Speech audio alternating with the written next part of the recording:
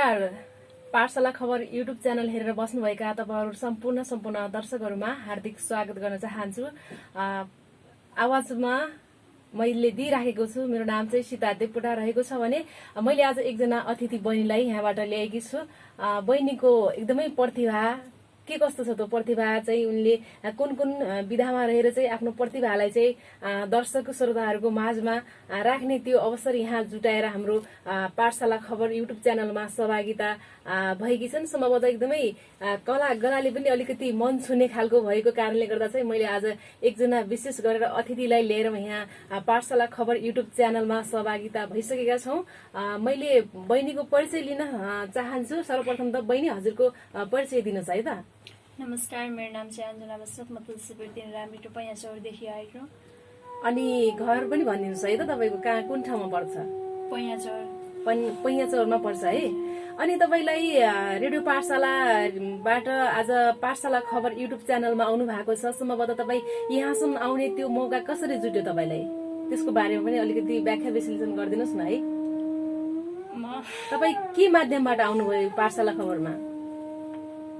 म चाहिँ अलिकति हुन्छ नि, अब आफ्नो कला संस्कृति त्यहीबाट अब गीत गाएर चाहिँ यहाँसम्म आइपुगेको। कला संस्कृतिमा एकदमै तपाईमा रुचि छ हैन? तपाईले त्यो रुचिलाई चाहिँ क्षमतालाई कुनमा कसरी म प्रदर्शन गर्छु र ममा के छ भनेर चाहिँ तपाई पाठशाला खबर युट्युब च्यानलमा सहभागिता हुनुभएको छ। अञ्जना बस्नेतजी, तपाईलाई स्वागत पनि गर्न चाहन्छु पाठशाला युट्युब खबरमा। विशेष गरेर तपाईमा क्षमता कला छ भन्नुभयो, तपाई रुचिका साथ आउनु भएको छ, सहभागिता हुनुभएको छ पाठशाला खबर युट्युब च्यानलमा। जस्तै तपाईले के गर्नुहुन्छ? अब गीत गाउनुहुन्छ कि या त कुनै अभिनय गर्नुहुन्छ कि या त कुनै साहित्यतिर तपाईको विधा हुन्छ नि त, फरक फरक विधाहरू हुन्छन्। त्यस विधामा पनि तपाई कुन विधामा रहेर आफ्नो प्रतिक्रिया आफ्नो जस्तै आफ्नो कलागलालाई चाहिँ कतातिर मोडिरहनु भएको छ? म खासमा लोक विधा, आधुनिक विधा गाउँछु। खासमा चाहिँ लोक विधा, त्यसैगरी आधुनिक विधा तपाई चाहिँ गाउनुहुन्छ। पक्कै पनि तपाईको एकदमै रेडियो पाठशाला खबर युट्युब च्यानल एकदमै सबैजनाले हेरिराख्नु भएको छ है। उहाँको एकदमै मुखार बिन्दुबाट हामीले गीत पनि सुन्न सक्नेछौँ है। उहाँको एकदमै भोइस पनि सुन्न सक्नेछौँ। उहाँले कतिको कलागलालाई निखार्नु भएको रहेछ त्यो पनि हामीले एकैछिन हामीले देखिहाल्नेछौँ। आदरणीय दर्शकहरू, तपाईहरुलाई फेरि पनि स्वागत गर्न चाहन्छु पाठशाला युट्युब खबरमा। सम्भवतः म उहाँकै कलागलातिर लाग्न चाहे। अब तपाईले चाहिँ अञ्जनाजी तपाईको मुखार बिन्दुबाट एउटा कुनै पनि तपाईको त्यो प्रतिभालाई देखाउनु पर्यो है त। श्रोता दर्शकहरूले चाहिँ तपाईलाई चाहिँ हेरिराख्नु भएको छ पाठशाला युट्युब खबरमा। फुलेका होलन् मखमली फुला डुलेरा भमरा, यसपालि पनि लगाउन पाइन टिका र जमरा। हे मेरो बाबा, हे मेरी आमा, माया छैन मारा, हो माया छैन मारा। छाती चर्क्यो चारा मोया फुलेका होलन् मखमली फुला डुलेर भमरा, यसपालि पनि लगाउन पाइन टिका र जमरा। हे मेरो बाबा, हे मेरी आमा, माया छैन मारा, हो माया छैन मारा। छाती चर्क्यो चारा मोया पानी दर्क्यो दारा मोया। गाउँघर सम्झिरहन्छु म थारा, हो गाउँघर सम्झिरहन्छु म थारा। हजुर यति नै। धन्यवाद। यो कला गला अझै पनि निखारिँदै जाओस्। अञ्जनाजी एकदमै मिठो स्वरमा आफ्नो प्रस्तुतिलाई चाहिँ रेडियो पाठशाला खबरमा चाहिँ एकदमै प्रदर्शन गरिसक्नु भएको छ। सम्भवतः यहाँको कला पनि एकदमै राम्रो छ, अझै पनि निखारिँदै जाओस् मेरो कामना पनि छ है। अनि अरू यो लोकगीत बाहेक तपाईलाई अरू के रुचि छ? अरू कुन कुन विधामा चाहिँ तपाईको रुचि छ? तपाईले कुन कुन विधामा रहेर चाहिँ आफ्नो क्षमतालाई चाहिँ देखाउन सक्नुहुन्छ?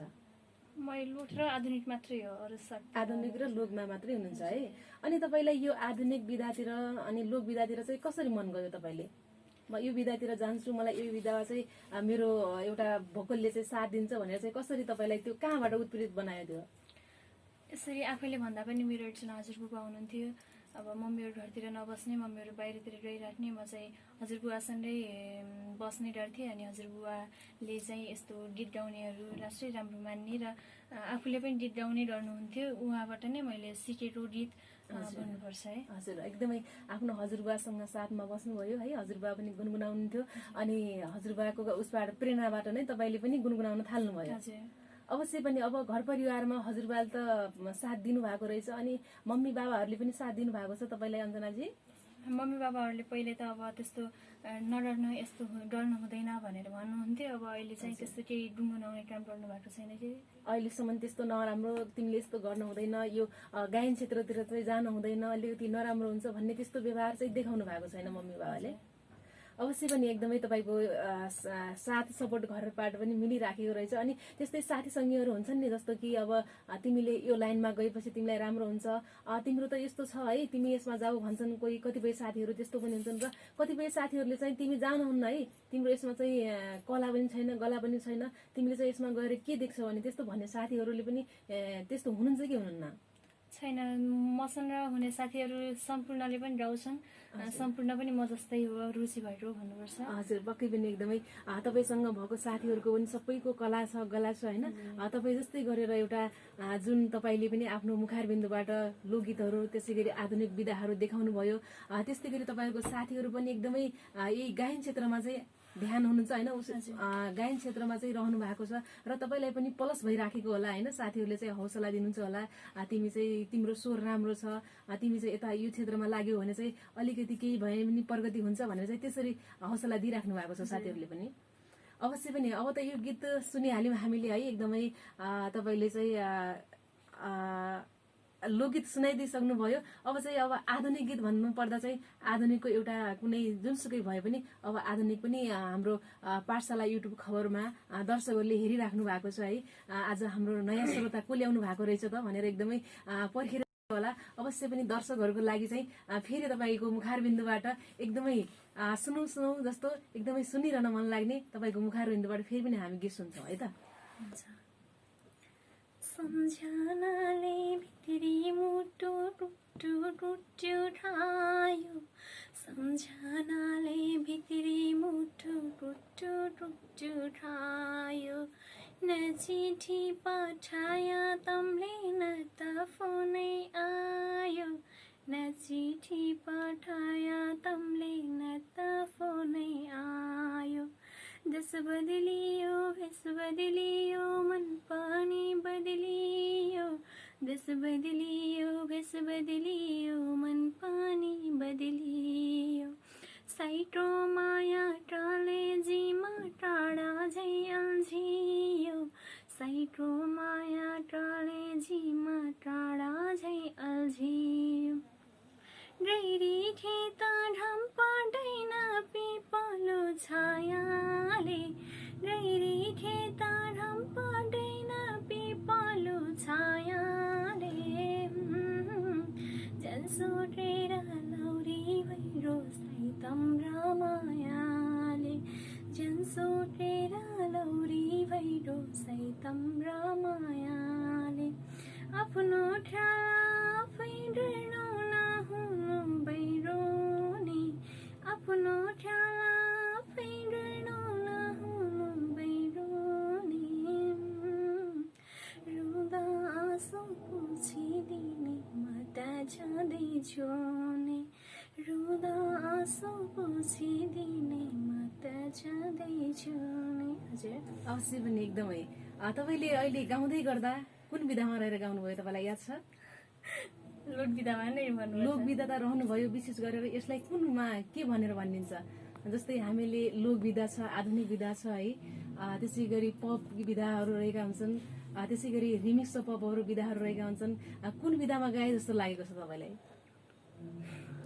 पक्कै पनि थाहा छैन, म हजुरलाई म जानकारी दिन्छु। तपाईँले चाहिँ खस भाषामा रहेर लोक विधामा रहेर चाहिँ गाइदिनु भएको छ, एकदमै मिठो प्रस्तुति राखिदिनु भएको छ।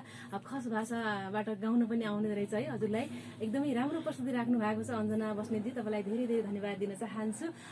तपाईँको कला पनि त्यत्तिकै राम्रो छ है, तपाईँको गला पनि त्यत्तिकै राम्रो छ। तपाईँमा अझै पनि तपाईँले प्रयास गर्दै जानुहोला, तपाईँमा त्यो भित्र दबिएर बसेको छ त्यो कलालाई एकदमै बाहिर ल्याउनु होला है, दर्शकहरूको माझमा ल्याउनु होला। अवश्य पनि तपाईँले प्रोत्साहन पाउनुहुनेछ, तपाईँले कुनै ठाउँमा गएर स्थान पनि पाउनुहुनेछ। तपाईँको त्यो कला गला यति राम्रो, यति मिठो स्वर छ है, त्यसलाई अझै पनि बाहिर निखार्ता ल्याउनु होला, मेरो कामना पनि छ हजुरलाई। एकदमै अहिलेलाई एकदमै लोकविधा खस भाषामा रहेर चाहिँ तपाईँले आफ्नो प्रस्तुति राखिदिनु भएको छ है। तपाईँको यो कलाकारलाई म सम्मान गर्न चाहन्छु। दर्शक श्रोताहरूले पनि हेरिराख्नु भएको छ। यस्तो लोकविधामा तपाईँले गाउँदै गर्दा अब तपाईँले भनिहाल्नुभयो, तपाईँको साथीहरू पनि लाग्नु भएको छ, साथै मलाई पनि प्लस भइराखेको छ भन्ने यो कुरा चाहिँ दर्शकहरूलाई जानकारी गराउनु भयो होइन। अब भन्नुहोस् तपाईँको समाजमा के छ, तपाईँको समाजको माहौल कस्तो छ कि तपाईँले लोकविधामा जाँदै गर्दा, तपाईँ गायन क्षेत्रमा एउटा बाटो रोज्दै गर्दा तपाईँलाई समाजले तैँले राम्रो काम गरिस् भन्छ कि या त तपाईँले तेरो फलानाको छोरी गायन क्षेत्रमा गई अब यो बिग्रिन्छ या त यो कुनै नराम्रो गलत बाटोतिर जान्छ भन्ने त्यस्तो केही तपाईँलाई हानि हुने कुराहरू समाजले केही बोलेको छ कि छैन, यसको बारेमा पनि तपाईँले बताइदिन सक्नुहुन्छ है त अञ्जनाजी? समाजले भनिरहन्छ त यस्तो काममा रह्यो, बरु पढाइ लेखाइ गर्ने हो भने अरू योभन्दा केही राम्रो क्षेत्र पनि गर्न सकिन्छ, यस्तो काममा जानु हुँदैन भनिरहनुहुन्छ, सम्झाइरहनुहुन्छ, गर्छ, समाजले पनि गर्छ, पनि राम्रो। हजुर, अब समाजले त्यो भन्दै गर्दा तपाईँलाई कस्तो लाग्छ, मैले गलत गरेछु कि या त म सही गर्दैछु भन्ने निर्णय त अरूबाट सुन्ने कुरा